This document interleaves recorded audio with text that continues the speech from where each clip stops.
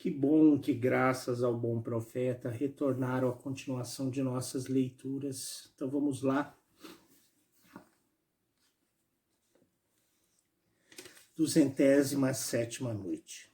Deixamos ontem a confidente de Shemenzihar na mesquita, a contar ao ourives o que lhe acontecera desde que não se tinham visto, e as circunstâncias da volta de Shemenzihar ao palácio. A escrava prosseguiu assim.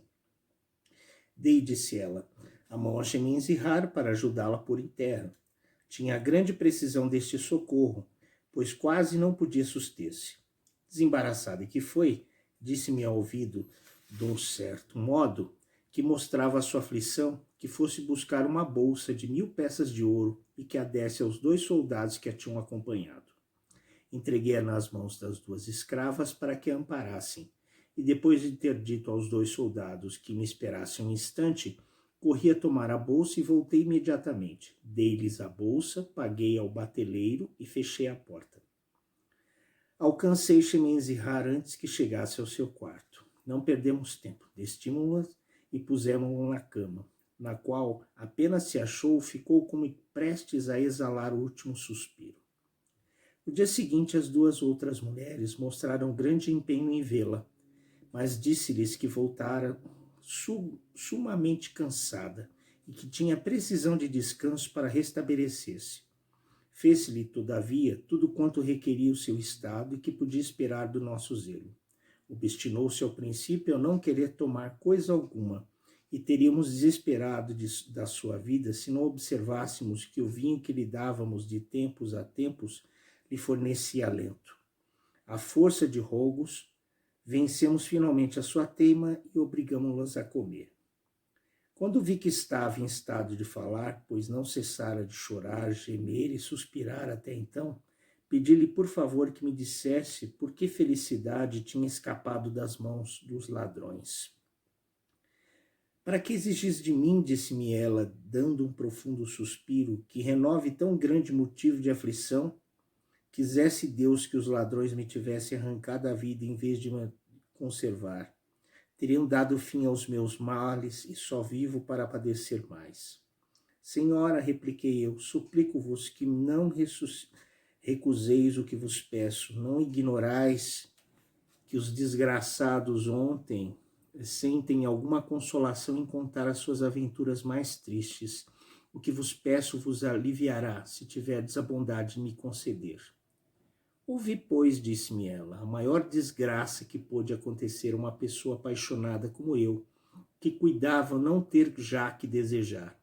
Quando vi entrar os ladrões com a espada e o punhal na mão, cuidei que estava chegado o último instante da minha vida e da do príncipe da Pérsia, e não sentia a minha morte pensando que devia morrer com ele.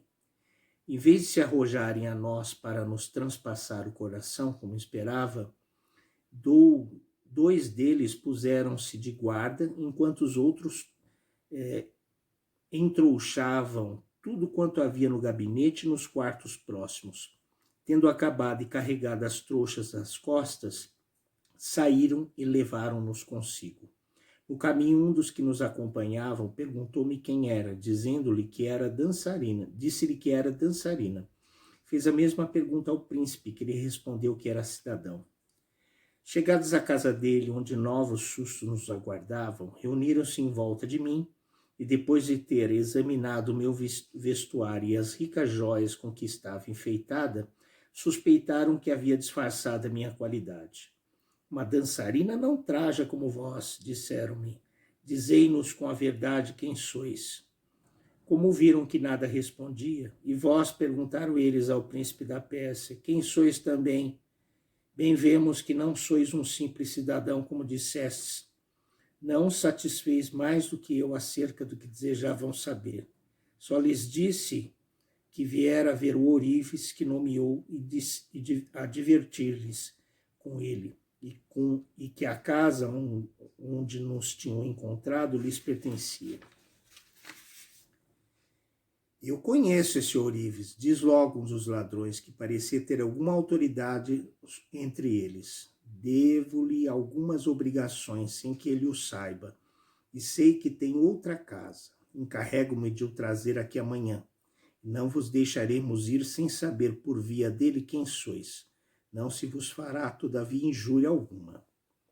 Veio Ourives no dia seguinte e, como cuidou fazer-nos algum serviço, como com efeito fez, declarou aos ladrões quem nós éramos na verdade.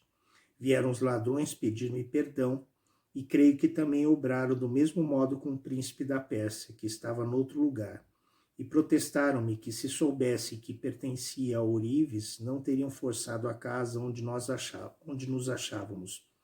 Pegaram logo no príncipe da Pérsia, no Ourives e em mim, e levaram-nos à borda do rio. Fizeram-nos embarcar num batel que nos passou para este lado. Porém, embarcados que fomos, uma patrulha da ronda de cavalo correu sobre nós. Falei ao comandante à parte, nomeei-me e disse-lhe que na noite antecedente, voltando de casa de um amigo, os ladrões me apanharam e me levaram à sua casa, que lhes declinara a minha identidade e que, largando-me, procederam do mesmo modo por meu respeito com as duas pessoas que via, depois de ter-lhes certificado que eram meus conhecidos. Apeou-se logo para obsequiar-me e, tendo-me mostrado o quanto se alegrava de poder servir-me em alguma coisa, mandou vir 2 batéis e fez-me embarcar num com 2 dos seus soldados que visse, os quais me escoltaram até aqui. Quanto ao príncipe da Pérsia e ao Ourives, embarcaram no outro, também com 2 soldados encarregados de os conduzirem com segurança às suas casas. Confio, acrescentou ela, acabando e desfazendo-se em lágrimas, que não lhes terá acontecido mal algum desde a nossa separação, e creio que a aflição do príncipe será igual à minha. Ourives, que nos serviu com tanto afeto, merece ser recompensado da perda que teve por nossa causa. Não vos esqueçais, amanhã pela manhã, de tomar 2 bolsas de 1000 peças de ouro cada uma, de las levar da minha parte, de lhe pedir novas do príncipe da Pérsia. Tendo a minha boa ama cessado de falar, procurei, à vista da última ordem que acabava de dar-me, informar-me do príncipe da Pérsia e persuadi-la a fazer esforços para se vencer a si mesma, visto o perigo que acabava de correr e do qual só escapara milagrosamente. Não me repliqueis, disse-me, fazei-me o que vos ordeno.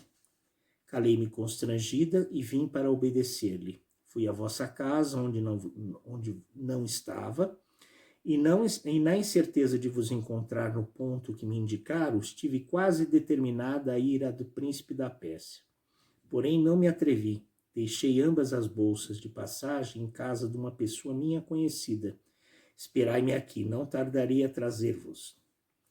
Sherazade, que percebeu que o dia aparecia, calou-se depois de proferir essas últimas palavras. Continuou o mesmo conto na noite seguinte e disse ao sultão das Índias: depois de tanto desassossego e perigos, estão todos em suas casas, mas prossegue a incerteza quanto ao futuro deste amor. O que será que acontecerá? Será que Ourives continuará a ajudar o casal? Será que haverá uma chance de Chemenzihar e o príncipe da Pérsia serem felizes? Veremos na continuação dessa história amanhã. Aguardo todos vocês. Alabei.